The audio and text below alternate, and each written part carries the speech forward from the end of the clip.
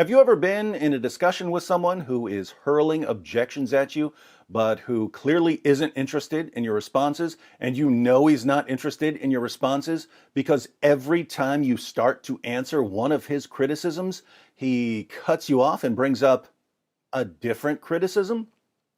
Have you ever been told that the world's greatest scholars disagree with your view and that you're therefore completely out of touch with modern scholarship?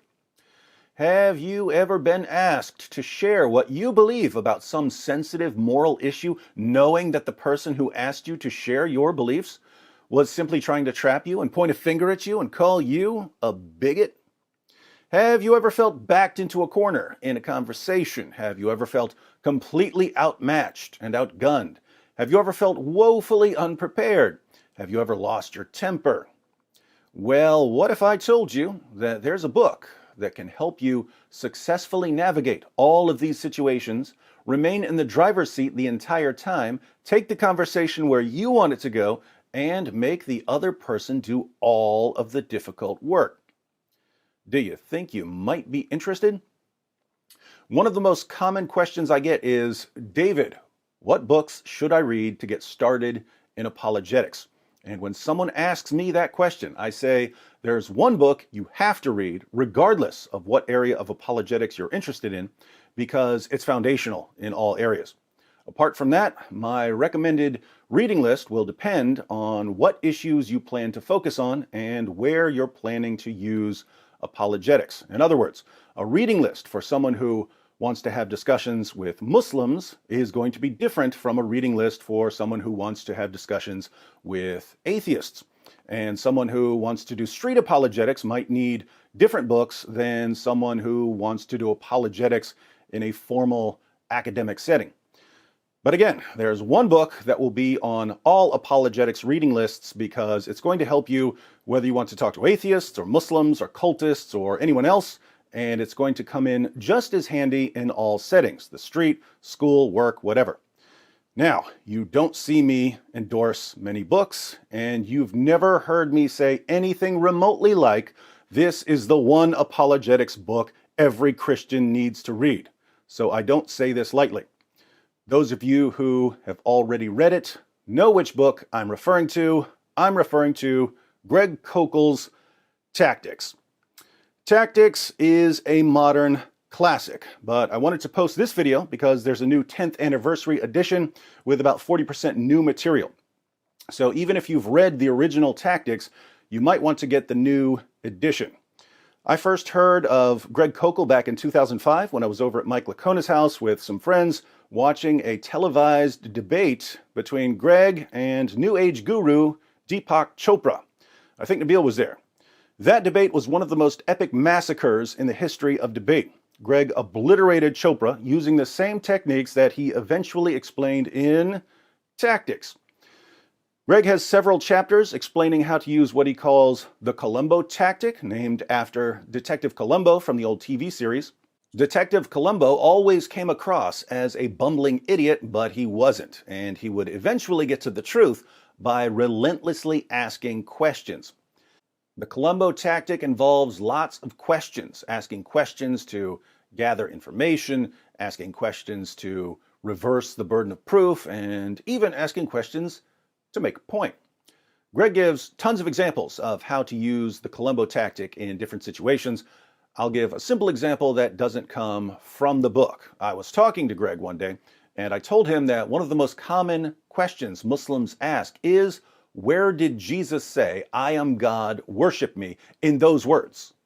Muslims have been trained to ask this by people like Ahmed Deedat and Zakir Naik. I have an entire video responding to that question, but Christians often make the mistake of immediately offering some of the classic proofs of the deity of Christ. And if you've tried that, you know that the Muslim is going to keep saying, no, I asked where he said, I am God, worship me. Where does he say those words? Greg's response was a bit different from mine. He said that the first thing he would do is ask for clarification. He said he would ask the Muslim, is that the only way someone can claim to be God? Notice, this already puts the Muslim in an awkward position. If he says yes, that's the only way a person can claim to be God, it's pretty easy to follow up with more questions that refute this. You could say, so you're telling me that if someone said, I am the omnipotent, omniscient creator of the universe, he wouldn't be claiming to be God? So the Muslim can't say yes. But as soon as he admits that there are other ways for someone to claim to be God, you can start asking him to help you go through some of the various ways a person could claim to be God. This takes all the steam out of his original question, and it sets the stage for showing that Jesus claimed to be God in a number of different ways. You do all of this by asking some simple questions. If an atheist asks Greg, what about all the evil in the world? Greg is going to ask the atheist, what do you mean by evil? Then he's going to continue asking questions until it's ultimately revealed that the concept of evil makes no sense on the atheist's worldview, but that it does make sense on the theist's worldview. If someone says, abortion is okay because a fetus is a human but not a person, Greg is going to ask, can you explain the difference between the two? If someone claims that science proves that there's no God, Greg is going to ask how science does this. And what usually happens is that people find out very quickly that they're tossing around objections that they haven't really thought through. You'll also use Columbo to reverse the burden of proof.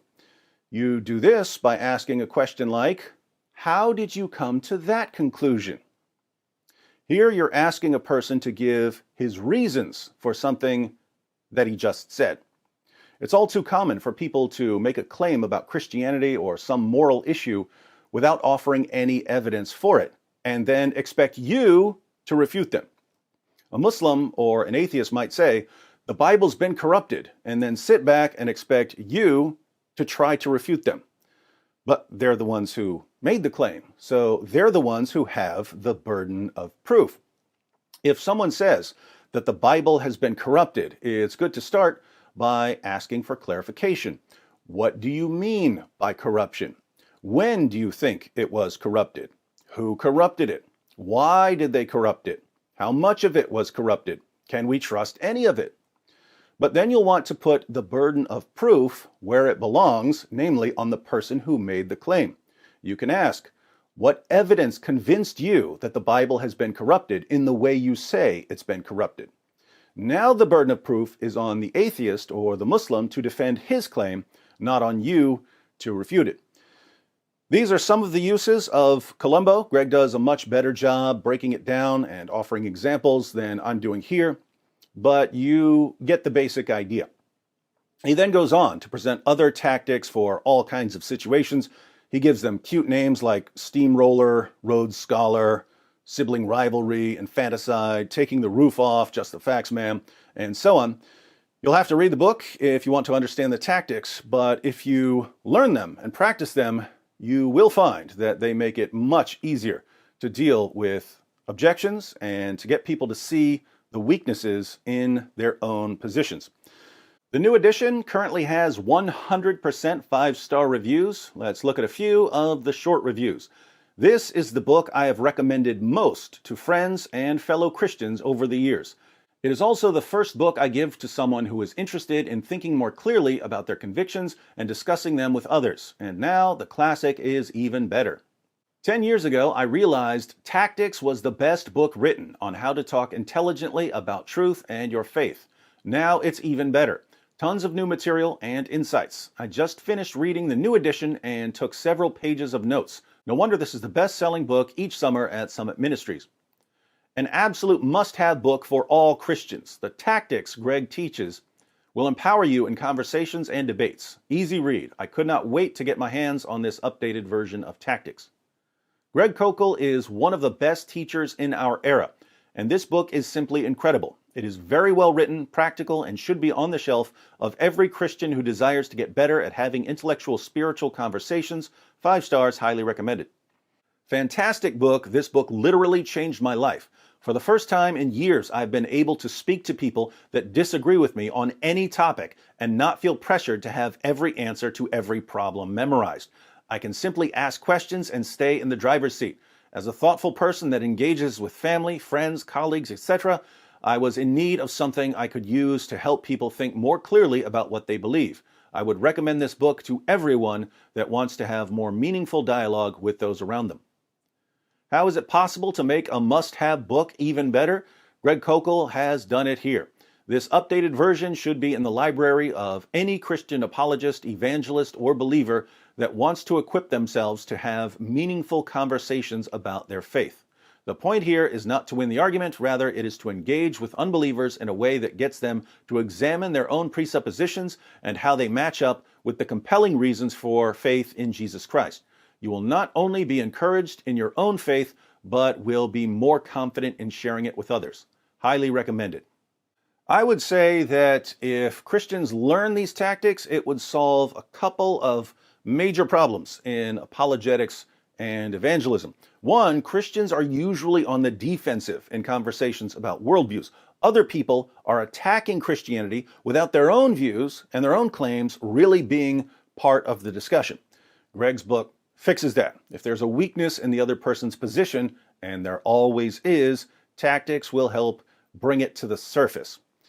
Two, lots of Christians don't want to get into discussions with atheists or Muslims because they're worried about what they don't know.